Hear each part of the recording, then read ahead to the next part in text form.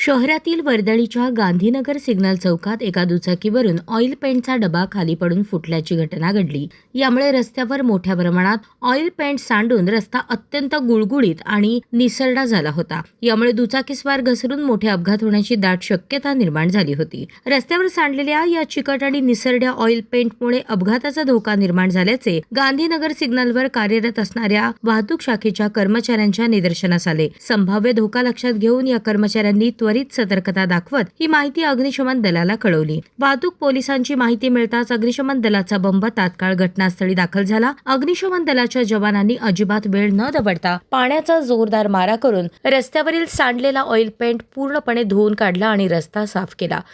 दुपारी 11:15 वाजता एक इसम होडगी फायर स्टेशन जवळ त्यांनी येऊन घटनाक्रम सांगितलं की गांधी चौकात एक पेंट पडलेला आहे आणि त्यामुळे लोकांना येण्या जाण्यास त्रास होऊ शकतो किंवा ऍक्सिडेंट होऊ शकतात अशी त्यांनी कल्पना दिल्यानंतर आम्ही ताबडतोब आमचं होडगी फायर स्टेशन इथलं एक अग्निशमन ची गाडी क्रू सहित तिथे घटनास्थळी पाठवले असता रस्त्यावरती ऑइल पडले होते, आपलं पेंट पडले होते।